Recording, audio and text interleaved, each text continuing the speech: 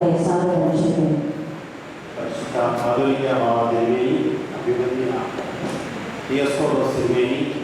വിശിഷ്ട അതിഥി doctor TP. Sreenivasan, ബഹുമാനപ്പെട്ട ഡോക്ടർ എം.ഒ. ജോൺ അച്ഛൻ, advocate Biju Oommen, Shri professor Saju areas,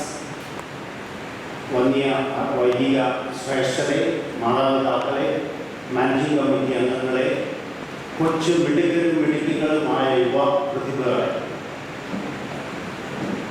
ധന്യമായ ഈ ചടങ്ങിന് സാക്ഷ്യം വഹിക്കുന്നതിൽ നിങ്ങളോടൊപ്പം എനിക്ക് വളരെയധികം സന്തോഷമുണ്ട്. നിങ്ങളുടെ കഴിവിനെ പരിശുദ്ധ സഭ അംഗീകരിക്കുന്ന ഒരു നിമിഷമാണ് എന്ന് ഓർക്കണം. മനുഷ്യൻ ഒരു സാമൂഹ്യ ജീവിയാണ്.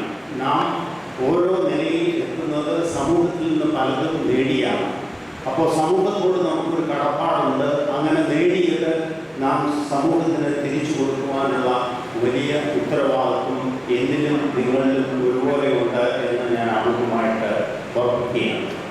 ഈ അംഗീകാരം സഭ നിങ്ങൾക്ക് തന്നിട്ടുണ്ടെങ്കിൽ നിങ്ങൾ ഏതെങ്കിലും ഒരു സ്ഥാനത്ത് എന്ന് എത്തുമോ ആ സമയത്ത് നിങ്ങൾക്ക് സഭയ്ക്ക് തിരിച്ചു കൊടുക്കാൻ ഈ സ്നേഹാദരവ് അത് പല വഴിക്ക് കൊടുക്കുവാനുള്ള കഴിവ് ഉള്ളവരാണ് നിങ്ങൾ എന്നുള്ളതിന് എനിക്ക് യാതൊരു സംശയവുമില്ല.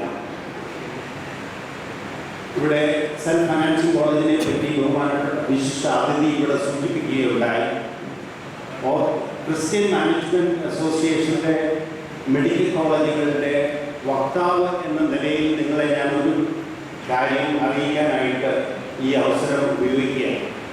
4 ക്രിസ്ത്യൻ കോളേജുകൾ ഉൾപ്പെട്ട നമ്മുടെ ഓർത്തഡോക്സ് മെഡിക്കൽ കോളേജ് കോളേജിൽ ഉൾപ്പെട്ട ഒരു ഫെഡറേഷനെയാണ് ഞാൻ പ്രതിനിധീകരിക്കുന്നത്.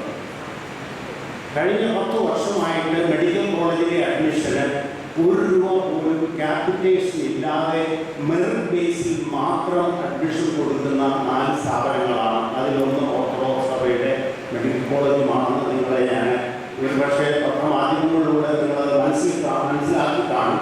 പക്ഷേ ഓർത്തഡോക്സ് സഭയുടെ ആ സത്യസന്ധമായ അല്ലെങ്കിൽ ട്രാൻസ്പെറൻ്റായ ആ ഒരു കാര്യം നിങ്ങളുടെ ശ്രദ്ധയിലേക്ക് കൊണ്ടുവരാനായിട്ട് ഞാൻ ഈ അവസരം ഉപയോഗിച്ചു എന്ന് മാത്രമേ ഉള്ളൂ. അതിനോടൊപ്പം തന്നെ 10% വിദ്യാർത്ഥികൾക്ക് സാമ്പത്തികമായിട്ട് ബുദ്ധിമുട്ട് അനുഭവിക്കുന്ന 10% വിദ്യാർത്ഥികൾക്ക് 100% സ്കോളർഷിപ്പും കൊടുത്താണ് അത് മിടുക്കരായിട്ടുള്ളവരെ മാത്രം മെറിറ്റ് ബേസിൽ വരുന്നത്. ഞാനത് സൂചിപ്പിച്ചെന്താണെന്ന് ചോദിച്ചാൽ പരിശുദ്ധ ഓർത്തഡോക്സ് സഭ പാവപ്പെട്ടവരെ കരുതുന്ന ഒരു സഭയാണ്. അതിൻ്റെ പരിമിതിയിൽ നിന്നുകൊണ്ട് എന്ന് ഞാൻ ഈ അവസരം ഇവിടെ അറിയിക്കാനായിട്ട് ആഗ്രഹിക്കുകയാണ്. സമൂഹത്തിലെ മാറ്റത്തെ പറ്റി വിശിഷ്ടാതിഥികളും നിങ്ങളോട് സൂചിപ്പിച്ചു.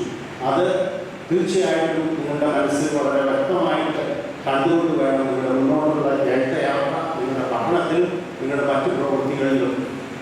ഞാനൊരു സന്ദേശം നിങ്ങൾക്ക് തരാൻ യോഗ്യനല്ല എന്ന് വരികിൽ കൂടി എനിക്കൊരു ചെറിയ സന്ദേശം നിങ്ങളുമായി പങ്കുവയ്ക്കുവാനുള്ളത്, ഒരു വിഷയത്തെ നമ്മൾ പല സങ്കീർണ സാഹചര്യങ്ങളിലൂടെ ചലഞ്ചസ് നമ്മൾ ഫേസ് ചെയ്യുന്നവരായിരിക്കും മനുഷ്യൻ എല്ലാവരും. കാര്യങ്ങളെ വികാരത്തോടെ സമീപിക്കരുത്, അതേസമയം വിവേകത്തോടു കൂടി കണ്ടാൽ നമുക്ക് വിജയം സുനിശ്ചിതമാണ്. പല വിധത്തിലും ഉണ്ടാകുന്ന ജീവിതത്തിലെ കോൺഫ്ലിക്ട്സ് നമുക്ക് ഇല്ലാതാക്കാനായിട്ട് ഇത് സഹായിക്കും എന്ന് മാത്രം ഞാൻ അറിയിച്ചുകൊണ്ട് ഈ യുവ പ്രതിഭകളെ വളരെ ആത്മാർത്ഥമായി ആശംസിക്കുകയും അഭിനന്ദിക്കുകയും ചെയ്തുകൊണ്ട് ഇവരെല്ലാവരെയും അനുഗ്രഹിക്കട്ടെ എന്ന് പ്രാർത്ഥിക്കുകയും ചെയ്തുകൊണ്ട് വാക്കുകൾ